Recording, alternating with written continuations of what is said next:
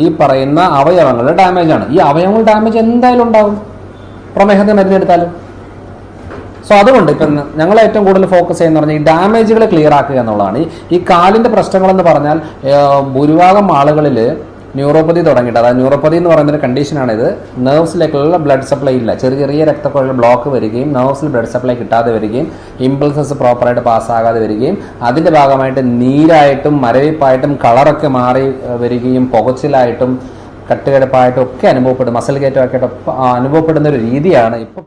So ഇതാണ് നമ്മൾ മെയിനായിട്ടും ക്ലിയർ ആക്കേണ്ടത്. അതുകൊണ്ട് എന്താ ചെയ്യേണ്ടതെന്ന് പറഞ്ഞാൽ റൂട്ട് കോസ് എന്താണ്, നമുക്ക് ന്യൂറോപ്പതിയാണ് ക്ലിയർ ആക്കേണ്ടത്, സർക്കുലേഷനാണ് പ്രോപ്പർ ചെയ്യേണ്ടത്.